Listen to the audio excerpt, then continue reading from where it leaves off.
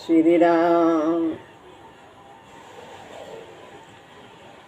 गुरुर्ब्रह्मा गुरुर्विष्णु गुरुर्देव महेश्वरः गुरु साक्षात् परब्रह्म तस्मै श्री गुरुवे नमः। श्रीमद् भगवद गीता अध्याय 3 श्लोक है 7वां। भगवान ने संयमी लोगों की 2 तस्वीर दिखाई। एक तो जो बाह्य त्याग करते हैं, इंद्रियों के द्वारा विषयों का सेवन बाहर से रोक देते हैं, पर मन से विषयों का चिंतन करते रहते हैं। एक ये तस्वीर है। और दूसरी जो मन से इंद्रियों के विषयों का सेवन नहीं करते हैं, बाहर से समुचित उपभोग विषयों के द्वारा करते हैं, इंद्रियों के द्वारा विषयों का करते हैं। तो पहली जो तस्वीर थी उसकी चर्चा कल हुई। उसे भगवान ने ऐसे संयमी व्यक्तियों को असंयमी बताया और मिथ्याचार वाला कहा, मूर्ख कहा। लेकिन जो अब तस्वीर संयमी व्यक्ति की बता रहे हैं, उसे विशेष व्यक्ति कहा है, श्रेष्ठ व्यक्ति कहा है। यस्तु इंद्रियाणि मनसा नियम्यारभतेर्जुन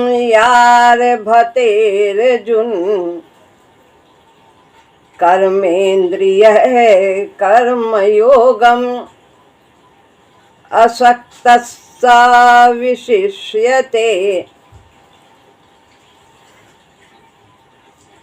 अर्थ है, हे अर्जुन, जो मन से इंद्रियों का संयम करके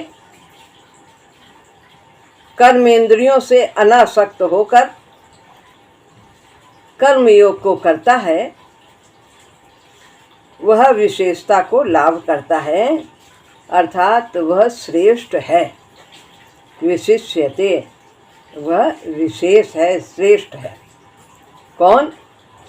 जो मन से इंद्रियों का संयम करता है और बाहर से कर्मेंद्रियों के द्वारा, जो हमारी कर्मेंद्रियां हैं, हाथ, पैर, मलद्वार, मूत्र द्वार और हमारी वाणी, जिससे हम भोजन करते हैं, तो ये इनके द्वारा कर्मयोग का साधन करते हुए निष्काम भाव से, सुख की दृष्टि से नहीं, निष्काम भाव से, किसी प्रलोभन से नहीं, अनासक्त होकर वह विषयों का इंद्रियों के द्वारा समुचित भोग करता है। ऐसा व्यक्ति श्रेष्ठ है। 2 तस्वीरें दिखाई हैं और उनकी तुलना की गई है। तो ये तो तस्वीर जो है बाद वाली, ये श्रेष्ठ है, और पहले वाले की तो चर्चा हो चुकी है। अब हम इस श्लोक की व्याख्या करते हैं। भगवान कहते हैं, जो इंद्रियों का संयम करके कर्म योग करता है, कर्म को यानी अपने कर्तव्य को योग के द्वारा, कैसा योग? निष्काम योग, समत्व योग, बुद्धि योग, जिसमें अनासक्त भाव। तो इंद्रियों का संयम करके कर्म योग करता है। मन एक इंद्री है, तो मन से विषयों का चिंतन नहीं करता। जो शरीर के लिए उपयोगी हैं उन भोगों को ग्रहण किया और उसके बाद बस उधर से अनासक्त हो गया, उसका चिंतन जब हम करते हैं तो हमें उस विषय के प्रति आसक्ति होती है, तो ऐसा व्यक्ति बहुत अच्छा है। कर्मयोग करने का अर्थ है प्राप्त कर्म को समुचित निष्ठा से करना। निष्ठा वह भाव है, वह विश्वास है जो हमें विकास के क्रम में आगे ले जाती है तेजी से। तो हम कर्म योग के द्वारा ऐसी निष्ठा करके, समुचित निष्ठा के द्वारा, यही बताया कि निष्काम भाव से हम अपने कर्तव्य का पालन करते हैं, यही कर्मयोग है। प्राप्त कर्म को जो सहज प्राप्त है, जो भोग और कर्म सहज प्राप्त हैं, उनके लिए कोई सर्वारंभ नहीं करते, विशेष प्रयत्न नहीं करते, जो कर्तव्य है बस उतना ही उसी दृष्टि से करते हैं। तो यही है प्राप्त कर्म को समुचित निष्ठा से करना। यहाँ पर भगवान का भाव नहीं है, यहाँ पर केवल निष्काम भाव ही। कर्मयोग जो है वो विशुद्ध कर्मयोग है। एक कर्मयोग ये जो यहाँ पर चर्चा चल रही है ये विशुद्ध कर्मयोग है। और आगे जो चर्चा आती है, भगवान ने बीच बीच में अनेक स्थान पर कहा है, जो भक्ति मिश्रित कर्मयोग है उसमें भगवान की शक्ति के सहारे प्रभु के लिए, प्रभु की आज्ञा का पालन करते हुए, तो वह भक्ति मिश्रित कर्मयोग है। और यहाँ पर विशुद्ध कर्मयोग है जिसमें केवल निष्काम भाव, समर्थ भाव, बुद्धि को निष्काम भाव से जोड़ना, यही इसके द्वारा, इसी साधन के द्वारा साधक कल्याण को प्राप्त करता है, बंधन से मुक्त होता है, दोनों से बंधन रहित हो जाता है। चाहे हम निष्काम भाव करें, चाहे भक्ति मिश्रित कर्मयोग करें। प्राप्त भोगों को समुचित निष्ठा से भोगना, उसे करना है समुचित निष्ठा से, और जो उसका परिणाम है उसे समुचित निष्ठा से भोगना है, अनासक्त भाव से भोगना है, शरीर को ठीक रखने के लिए, ताकि कर्तव्य का पालन कर सके। तो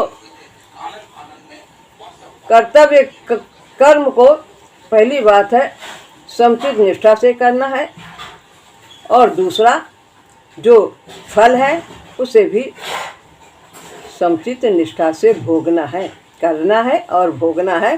दोनों में समुचित निष्ठा चाहिए, निष्काम भाव से चाहिए, निष्काम भाव चाहिए, अनासक्त भाव चाहिए। तो यह आया है ना कर्म योगम, ये जो है कर्म योगा अनासक्त, कि कर्मेंद्रिय कर्म योगम। तो असक्तः स विशिष्यते, असक्तः अनासक्त भाव से वही विशेष व्यक्ति है। ये दोनों बातें साथ साथ हो सकती हैं कि कर्म को समुचित निष्ठा से करना और जो फल प्राप्त है उसको समुचित निष्ठा से भोगना, ये दोनों एक साथ हो सकता है। करना भी है समुचित निष्ठा से, और जो प्रारब्ध में लिखा है जो फल प्राप्त होता है उसमें सुखी दुखी हुए बिना उन भोगों को भोगना है। कहा है भगवान ने, गुरुदेव भगवान कहते हैं कि जो दृष्टि सुख देखती है वह अधूरी है, और जो दृष्टि दुख देखती है वह अधूरी है, और जो सुख और दुख दोनों को देखती है वह भी अधूरी है। तो पूरी कौन सी दृष्टि है? जो सुख और दुख दोनों को प्रभु का मंगलमय विधान देखती है। हमारे विकास के लिए सुख भी है और दुख भी है, जो सहज प्राप्त है वो सब हमारे विकास के लिए। और जो देखते हैं कि अरे अब सुखी हो गए हैं, बड़ा बहुत आनंद आ गया, वो अधूरी है। जो देखते हैं हाय दुख आया, अब दुख आया, और जो दोनों ही देखते हैं वो भी अधूरी है। ये भी सुख आया दुख आया, दुखी सुखी होते रहते हैं क्षण क्षण। तो वास्तव में जो कुछ भी घटता है वो प्रभु का मंगलमय विधान है, जिसकी ऐसी दृष्टि है वही दृष्टि पूरी है, पूर्ण है, पूर्णता की ओर ले जाने वाले। तो ये दोनों बातें साथ साथ चलती हैं, करना और भोगना। जो बुद्धि प्राप्त कर्म को स्वीकार करती है वो प्राप्त भोगों को भी स्वीकार करती है। ये नहीं कहते कि हम ये कार्य नहीं करेंगे, ये कार्य करेंगे, ये कार्य बड़ा है, ये कार्य छोटा है। हम तो अभी तक इतने बड़े बड़े कार्य करते आए हैं, खूब हमारी वाह वाह होती आई है, और अभी इतने छोटे से कार्य, इसी ऐसी स्थिति आ गई है कि अब हमें झाड़ू लगाना पड़ रहा है मंदिर में। तो पहले बहुत दान करते थे, अब दान के लिए पैसे नहीं हैं, अब क्या करें, उसके लिए परेशान। जो स्थिति रखी है प्रभु ने, ठीक है, जब था तो प्रभु का समझ के दिया, नहीं है तो जो है उसी में से जो सेवा करते बनता है कर ले। यदि मांगने की भी जरूरत है कभी तो वो भी प्रभु की इच्छा है। तो जो बुद्धि प्राप्त कर्म को स्वीकार करती है वो प्राप्त भोगों को भी स्वीकार करती है। जब हमें कर्म प्रभु की ओर से प्राप्त हैं, सब निर्धारित हैं, तो भोग भी हमारे निर्धारित हैं। सब कुछ आएगा, जीवन में सभी कुछ घटता है, उतार चढ़ाव होता रहता है, यही जीवन है। एक सा जीवन नहीं चलता, परिवर्तन ही प्रकृति का नियम है। तो हर परिवर्तन से हमें आगे बढ़ना है। जो भी परिवर्तन आता है उसे सहज स्वीकार करना है, और वो हमें जो कुछ भी सिखाने के लिए आया है उसे सीखना है कि ना सुख रहने वाला है ना दुख रहने वाला है।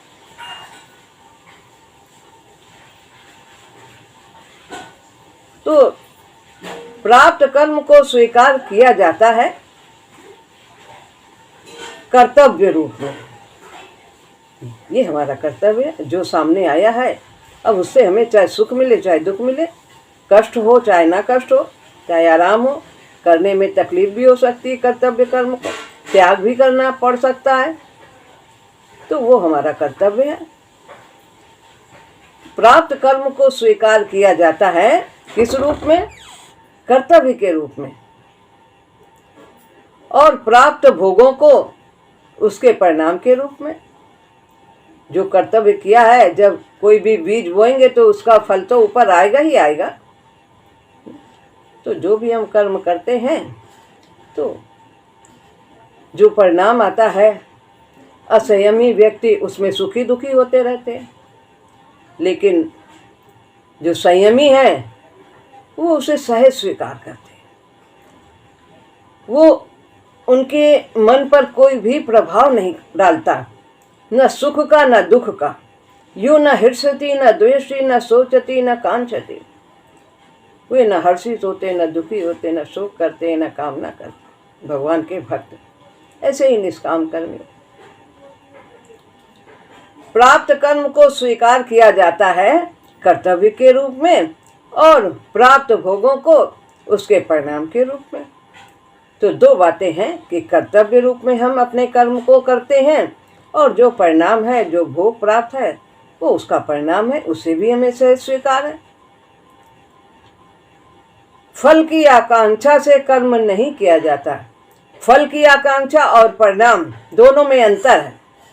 फल तो हम चाहते हैं कि अनुकूलता अनुकूलता ही मिले, ये काम करेंगे तो सर्वारंभ पहले जोड़ लेंगे कि इस काम का यही फल होगा, आदर मिलेगा, खूब सम्मान होगा, तिलक लगाया जाएगा, ऊंचे आसन पर बैठाया जाएगा, बहुत धन धान्य हो जाएगा, लाभ ही लाभ होगा। अनेक प्रकार की अनुकूलताओं को हम सोचते हैं। तो फल और परिणाम, फल की आकांक्षा से जो संयमी व्यक्ति है, वास्तव में जो श्रेष्ठ हैं, वो अपने कर्तव्य कर्म को फल की आकांक्षा से नहीं करते। कर्म को कर्तव्य की दृष्टि से करते हैं, और जो उसका परिणाम है, कर्म करने का जो फल है, वो उसका परिणाम है, उसको परिणाम की दृष्टि से स्वीकार करते हैं। परिणाम कुछ भी हो सकता है, उसे सहज स्वीकार करते। अतः प्राप्त फल से राग नहीं होता और न द्वेष ही होता है। कुछ भी आ सकता है जीवन में, जो काम किया है, कोई जरूरी नहीं है कि सब अच्छा ही अच्छा हो। करते हैं बहुत कुछ, लेकिन मिलता है कभी कभी बहुत और कभी कभी बिल्कुल नहीं। तो वह फल से न राग करता है न द्वेष करता है कि ऐसा ही फल हमें मिले, अच्छा अच्छा, और खराब ना आए, दुख ना आए। ऐसा वो आ गया दुख तो दुखी नहीं होता।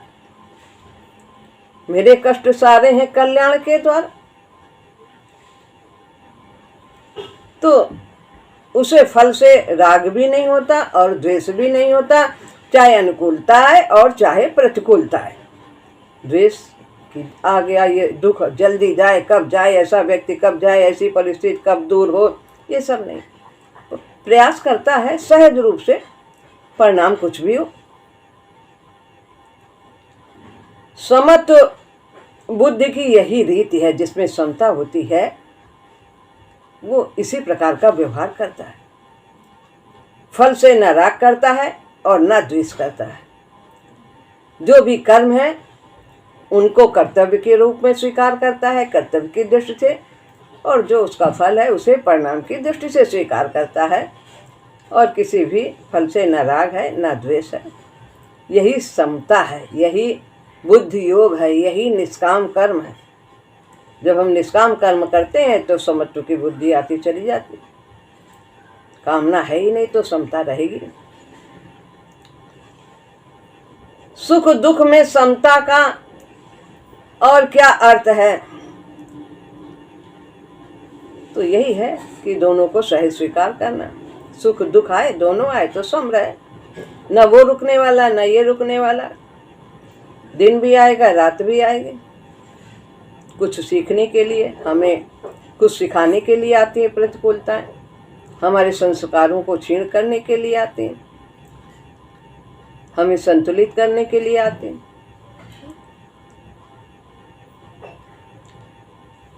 कर्म तथा फल के प्रति समत्व ही तो कर्मयोग का मूल मंत्र है, जैसा कि अभी बताया। कर्म तथा फल के प्रति समत्व। तो जब हम कर्तव्य की दृष्टि से कर्म करेंगे तो समता आ जाएगी, और जो फल प्राप्त होगा उसको परिणाम के रूप में स्वीकार करेंगे तो समता आ जाएगी। तो इसका यही उपाय बताया है। क्या करना है? कर्म को कर्तव्य के रूप में करना है और फल को परिणाम के रूप में। इसीलिए इसको बार बार हम कहते हैं ताकि यह हमारे लिए व्यवहार में उतरे। यह रास्ता है जीवन को समग्र रूप में स्वीकार करने का। पूरी तरह से जीवन को स्वीकार करना, ये नहीं कि ये हम चाहते हैं और ये नहीं चाहते हैं, ऐसा बनता रहे, ऐसा होता रहे, यही चाहते हैं, और ये ना हो, प्रतिकूलता ना हो, कभी ना आए, मरण ना हो, वियोग ना हो, बीमारी ना हो, गरीबी ना हो, अपमान ना हो, आदि आदि।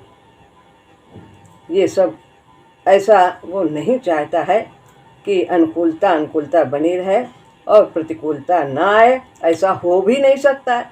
क्यों नहीं हो सकता है? क्योंकि हमने अभी तक मिश्रित कर्म किए हैं। निखोख जो शुक्ल कर्म है वे केवल पूर्ण संत ही कर सकते हैं। तो अभी हम विकास की पूर्ण अवस्था को नहीं प्राप्त हुए हैं। हमने पहले सब जो संस्कार बनाए हैं मिश्रित कर्मों के संस्कार बनाए, इसीलिए ये सब आते हैं। और इसे कर्म योग के द्वारा एक ही जन्म में हम साफ कर सकते हैं। तो यह रास्ता है जीवन को समग्र रूप से स्वीकार करने का। क्या रास्ता है? कर्म को कर्तव्य दृष्टि से और फल को परिणाम की दृष्टि से स्वीकार करते हैं तो यह कर्मयोग का मूल मंत्र है। और इसी रास्ते से चलने पर हम सारे संस्कारों से निर्मूल होते चले जाते हैं। पिछले श्लोक में जिस व्यक्ति का वर्णन है वो कर्म फल को स्वीकार करने को तैयार नहीं है, जो इसके पहले बताया था, छठा श्लोक, कर्मेंद्रियाणि संयम में या अस्ते मनसा स्मरण इंद्रियार्थान विमूढ़ात्मा मिथ्याचारा स उच्यते। वो मिथ्याचारी है। वो फल को नहीं स्वीकार करता। फल तो वो वही चाहता है जो उसे चाहिए, अनुकूलता चाहिए। बाहर से तो छोड़ दिया सब, लेकिन अंदर से, मन से नहीं छोड़ा। मन में सुख दुख का भाव बना रहता है, इससे सुख होगा, इससे दुख होगा। तो जो पिछला श्लोक था, छठा श्लोक, उसमें जो मिथ्याचारी का वर्णन है, वह कर्म तो करेगा लेकिन कर्म फल को स्वीकार नहीं करेगा। उसके अनुकूल होगा तो स्वीकार है, नहीं अनुकूल तो नहीं स्वीकार। उसके मन में परिवर्तन आते रहेंगे, तराजू इधर जाएगा उधर जाएगा, एक पल्ला इधर एक पर, हर समय हलचल की स्थिति रहती है। वो न कर्म को स्वीकार करता है और न कर्म फल को ही स्वीकार करता है। कर्म भी वही चाहता है जो वो करना चाहता है, जिसमें सुख मिले, जिसमें बड़ाई हो, लोग वाह वाह करें। तो कर्म भी वो अपने मन का चाहता है और फल भी अपने मन का चाहता है। तो मन का चाहने से तो सब कुछ थोड़ी ना हो जाता। 4 वेद 6 शास्त्र में अब बात लिखी है दो, सुख दीने सुख होत है, दुख दीने दुख हो। जो बोएंगे वही तो काटेंगे। खेत हमारा है, शरीर रूपी खेत, और बोना हम ही को है। तो हम क्या बोते हैं ये हमारे ऊपर निर्भर है। इमली बोएंगे तो इमली आएगी, आम बोएंगे तो आम आएगा। कर्म के लिए भगवान ने स्वतंत्र सबको कर दिया है, बुद्धि दे दी है कि ऐसा बुद्धि का उपयोग करते हुए जो उचित है उसे ठीक कार्य करो, और इसको बुद्धि को पैनी बनाओ। कैसे पैनी बनेगी, विवेकनी कैसे बनेगी? सत्संग के द्वारा, सत्शास्त्रों के द्वारा, मनन के द्वारा, राम नाम के जाप के द्वारा।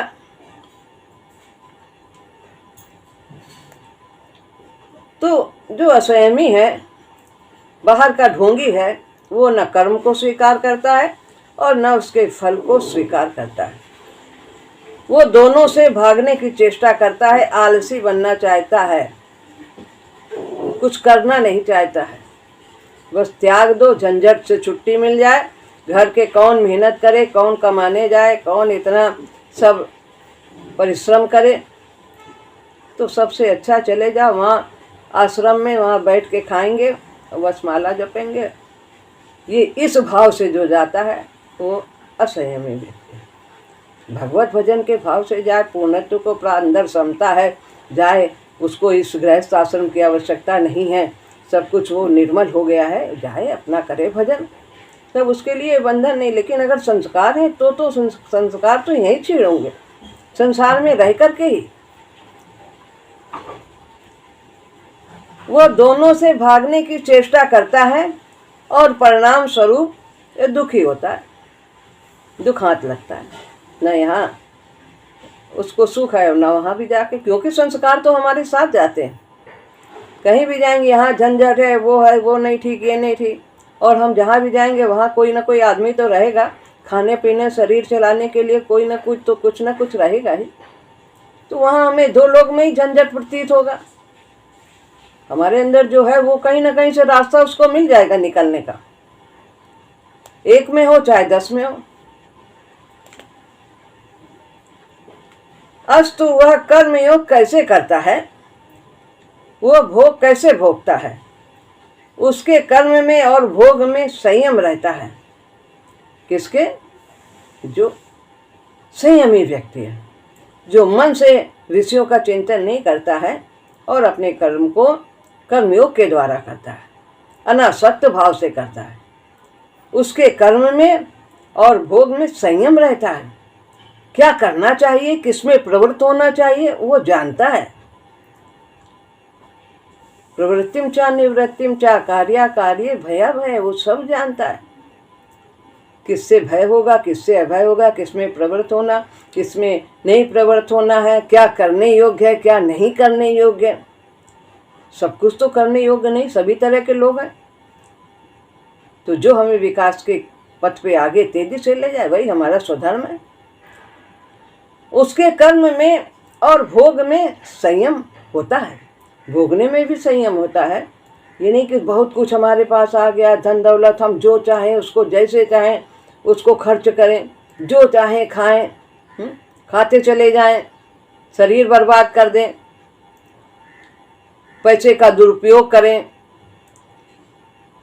तो जो साधना और स्वास्थ्य की दृष्टि से सहायक है उन्हीं कर्मों को करता है और उन्हीं भोगों को वो भोगता है। वो संयमित रहता है, उसका आहार विहार सब संयमित होता है, विचार उसके उच्च होते हैं। संयम का अर्थ है लगाम। जैसे घोड़े को ऐसे जब रथ में लगाया जाता है तो ऐसे नहीं छोड़ दिया जाता है, उसमें लगाम उसके लगाई जाती है कि उसको इधर जाना है कि इधर जाना है। तो जो घुड़सवार है जो वह उसको थामे रहता है, अपने गंतव्य की ओर ही ले जाता है। ऐसे ये शरीर रूपी रथ है, इंद्रियां घोड़े हैं और मन लगाम है, तथा बुद्धि जो है वो सारथी है और आत्मा रथी है, सवार है, इस पे बैठा है। तो संयम का अर्थ है लगाम, जैसे घोड़े की होती है।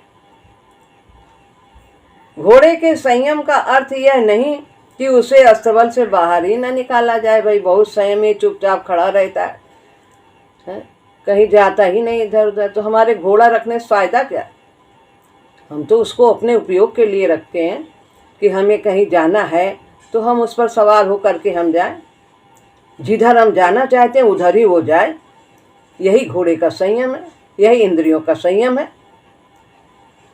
तो बुद्धि जो है वो सारथी चौकन्ना रहता है, लगाम को पकड़े रहता है, मन को पकड़े रहता है, इधर उधर नहीं जाने छोड़ता नहीं है, और इंद्रियां रूपी घोड़ों को उधर ही ले जाता है, विषयों की ओर भागने नहीं देता है। जितना चाहिए उतना ही वो ग्रहण करता है, जो चाहिए वही वो ग्रहण करता है हिसाब से। तो घोड़े के संयम का अर्थ यह नहीं कि उसे अस्तबल से बाहर न निकाला जाए, इसका अर्थ है कि उसकी गतिविधि का समुचित नियंत्रण, वो किधर जा रहा है, किधर ले जाना है, नियंत्रण रखना। इंद्रियां हमारे भोग के लिए मिली हैं, लेकिन हमें मनमानी नहीं करना है, समुचित भोग करना है शरीर को चलाने के लिए, ताकि हम भगवान का भजन कर सकें, सेवा कर सकें, कर्तव्य कर सकें, दूसरों की सेवा करें। इसके द्वारा वाणी से अच्छा बोलें, कान से अच्छा सुने, जो भगवत भजन है वो सुने, अच्छी बातें सुने, आँख से गुण देखें सबके, अच्छाई देखें, भगवत दर्शन करें, हाथ से सेवा करें, पैर से जहाँ चर्चा हो रही भगवान की वहाँ जाएं, अच्छे कार्य करें। यही है इनकी गतिविधियों का नियंत्रण। तो मूर्ख मन मत कर मनमानी, मनमानी नहीं करना।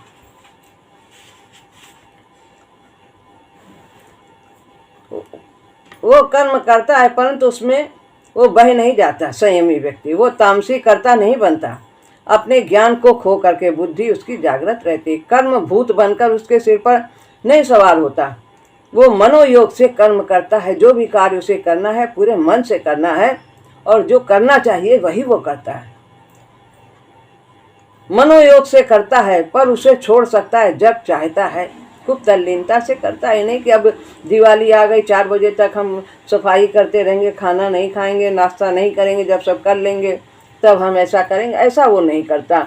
सब कुछ समय से कार्य करता है, काम उसके ऊपर भूत बनकर सवार नहीं होता। थोड़ा विश्राम कर लेगा फिर करेगा। इसी प्रकार से भोगों को भोगता हुआ बहता नहीं, भोग में वो बाकी सभी बातों को भूलकर भोग में लिप्त नहीं होता।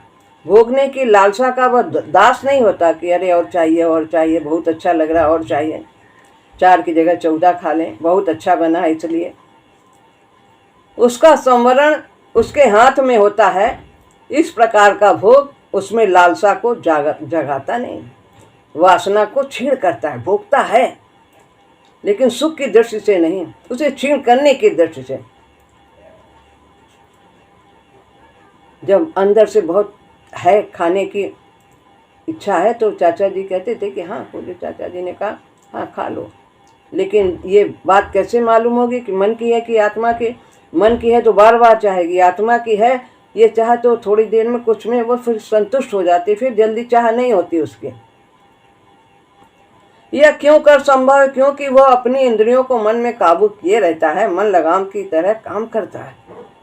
वो इंद्रियों का उपभोग करने में घबराता नहीं, न भोगों के पीछे भागता है और न ही प्राप्त भोगों के समुचित उपयोग से वो डरता है। वो कर्म कैसे करता है, वो भोग कैसे भोगता है? असक्त होकर, अनासक्त हुआ, अनासक्त भाव से कि और चाहिए, आकर्षण नहीं होता कुछ। न कर्म में चिपकता है, न भोग में चिपकता है, यही करना चाहिए, यही मिलना चाहिए, ऐसा नहीं। उसे पकड़ने का चाव नहीं होता, छोड़ने की लालसा नहीं होती, और न खीज ही होता है कितना करे, कहाँ तक करें, कोई और नहीं करता, हम ही करते करते मर गए, ऐसा नहीं। कितना ज़्यादा काम हो गया, आराम से इसलिए करता है, करना है इसलिए करता है। जोश अर्थात उबाल से रहित होता है, पर कर्म को मनोयोग से करता है, पूरे मन से करता है, बेगार नहीं करता, क्योंकि वही तो उसके लिए साधन है, इसी से तो उसका विकास होगा। कर्म ही तो उसका साधन है निर्मल होने का, परमात्मा की प्राप्ति का। ऐसा व्यक्ति विशेष है, वो पहले वर्णित व्यक्ति से बहुत ही आगे निकल जाता है। पहले वाला जो ढोंगी है, मिथ्याचारी है, बाहर से रोकता है। अर्जुन की समस्या का हल है मानो इन दो तस्वीरों में। युद्ध न करके अर्जुन मन से युद्ध की कल्पना में व्यस्त हो जाएगा। नहीं करेंगे तो मन से सोचेंगे बेकार, नहीं क्या पता नहीं राज्य मिल जाता तो क्या होता, कितना अच्छा जीवन सुखी हो जाता। जीत से प्राप्त हो सकने वाले भोगों की कल्पना उसे भटकाएगी। वो अभी वासना से रहित नहीं है कामना। वो बहुत प्रबल होती है वासनाएं और उसे बेचैन कर देंगे। युद्ध न करके वो मिथ्याचार हो जाएगा, जैसा भीतर है वैसा बाहर ना रहेगा। अभी अंदर से उसको लग रहा है कि नहीं करेंगे, लेकिन वो जब बाद में उसे बोध होगा कि अरे क्यों नहीं किया, वो पछताएगा।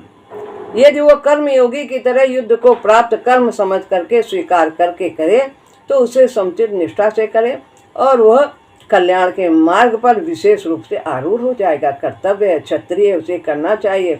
वो नहीं करेगा तो कौन करेगा? उसमें क्षमता है, क्षत्रिय लोगों का ये धर्म है। जिसे उसने घोर कर्म समझा है वो उसके लिए कल्याणप्रद होगा। तो यह दो श्लोक संन्यास के मार्ग में सबसे बड़े खतरे को कितना स्पष्ट कर देते हैं। एक असंयमी, एक संयमी। वास्तव में तो दोनों की तस्वीर दी है। तो बाहर का छूटना कोई छूटना नहीं होता, अंदर से छूटना। इसी खतरे को दृष्टि में रखते हुए संन्यास को गृहस्थ और वानप्रस्थ के बाद में ही लेने का शास्त्र ने विधान किया है। पहले गृहस्थ आश्रम में संस्कारों को क्षीण कर ले, हल्का कर ले, फिर बाद में जब सभी संस्कार क्षीण हो जाए तब गृहस्थ आश्रम, संन्यास आश्रम में पदार्पण करें। गृहस्थ और वानप्रस्थ में हम कर्म और भोग के द्वारा वासनाओं के स्थूल रूप का तो प्रधानतया क्षय कर ही सकते हैं। बहुत कुछ है होता है इसमें। शरीर की शक्तियाँ भी बहुत दौड़ धूप के लिए उपयुक्त नहीं रहती हैं। उस अवस्था में कर्म का स्वरूप से परित्याग भी इतना परेशानी का कारण नहीं होता है। बुढ़ापे में शक्तियाँ कम हो जाती हैं, ज़्यादा कर्म भी नहीं रहते हैं, तो आसानी और संस्कार गृहस्थ आश्रम में बहुत कुछ छीण कर लेते हैं। वास्तव में मानव शास्त्र के अनुसार संन्यास तो देह त्याग के लिए ही विहित है, ऐसा प्रतीत होता है। समुचित निष्ठा से जीते हुए जीवन की गाड़ी को जितने दिन खींचें सो खींचना है, ऐसा उद्देश्य प्रतीत होता है। कर्तव्य कर्म करना है, कर्म को कर्तव्य की दृष्टि से और फल को परिणाम की दृष्टि से स्वीकार करना है। जब तक शरीर में शक्ति है करते जाना चाहिए। कैसे? निष्ठा के द्वारा, समुचित निष्ठा के द्वारा। परंतु वह विचारधारा मानो सर्वव्यापी होकर हिंदू समाज में छाई सी है ऐसा। पर उस समय यही प्रचलित था, बाह्य त्याग। तो इसीलिए भगवान को ये सब यहाँ पर इन सब बातों को रखना पड़ा अर्जुन के माध्यम से, ताकि यह समाज में व्याप्त हो जाए और लोग इसके अनुसार कर्म करें। श्री राम। यहाँ पर यह श्लोक समाप्त होता है। अगला अगले सत्र